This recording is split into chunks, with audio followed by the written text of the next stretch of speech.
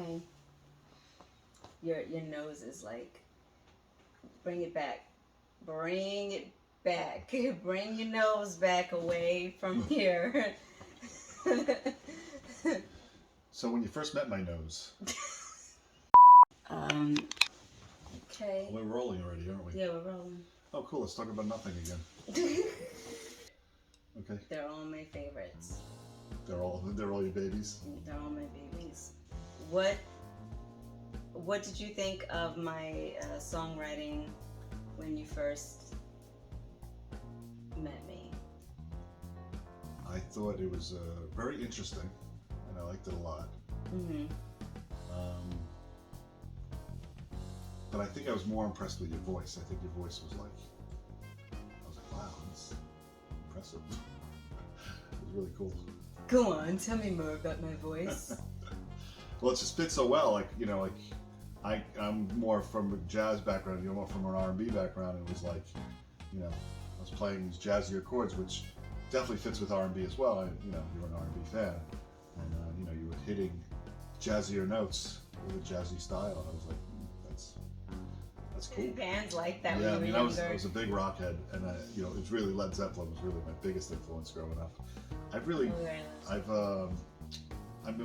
not saying I wasn't a fan of Led Zeppelin. I'm also a fan of Led Zeppelin, but yeah, it's been growing up with that's what we listen to that, and Frank Zappa, and you know, my taste has definitely evolved over the years, and you know, I think from going to school and being exposed to all jazz and fusion, it just opened up my eyes to like, wow, there's a whole other world of stuff going on there. And when figuring out a song, you know, it's like I can sort of get into the composer's head and I go, oh man, that's what he was thinking when he was doing this, and you know, he's just a person like me, just writing songs, and you know, he just wants to get his point across. As far as composing goes, and this was not my influence growing up at all. I didn't even start really listening to Stevie Wonder until, I don't know, 15 years ago, like where I really started listening to him, and it was. And I have to say, he's probably my biggest influence now when I write, because every time I write something, I go, what would Stevie do here? And sometimes I'll just throw on an album or something, or a song, and you know, listen to it just to get into that mode. Because his chord changes are some of my favorite chord changes in popular music. Right. So yeah, that's probably one of my biggest influences. Do you feel like, depending on the audience, changes the way you perform? It could. I mean, but not by much. I mean, I'm still gonna perform the way that I perform. You know, no matter what's going on, it's like I definitely would have been one of those musicians on the Titanic. Going down with the ship. Going down with the ship, like, no, we have to play one more song. and we still have to play September we and still Don't gotta Stop play. Believing. I think us musicians are a little crazy sometimes. Like we can't read the room. Like, hello, the sink is shipping. The sink is shipping. The sink is shipping. So what do you think? Do you think there's a line where somebody's appropriating a style or somebody's paying homage to it?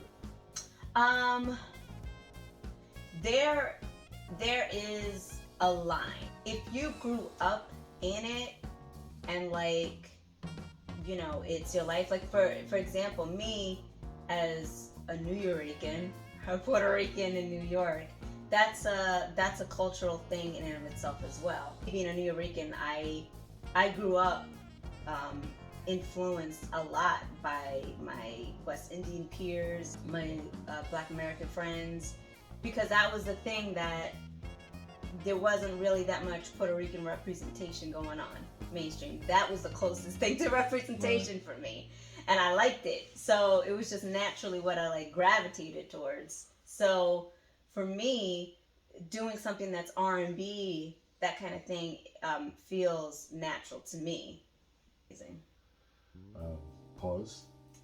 Pause. You have lipstick on your teeth.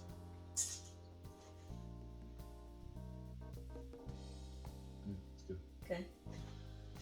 Yeah, I mean, I think that if people are just, you know, sometimes people just hop on a trend. So I know the big thing in the 50s was, you know, the black music was, there was like an underground black music that was coming up, and the record companies were hiring white people to sing these black songs. Right. And, you know, it didn't come from a place of love. It came from, you know, from a place of, you know, you need to capitalize on this. We need to capitalize, And right? I think that's where, for me, that's definitely a big line. That's, you know, my hair at one point was down to my waist. That was the longest it's been. Wow. So I had cut it off. I guess in the 90s I cut it off like Nirvana. And then I cut it all off in the 2000s. Like, Right. really short. And then I grew it back again recently. Recently, for the past several years. Pretty much, yeah. It's still going strong. I'm going to stick with it. Yeah, for as long as I can.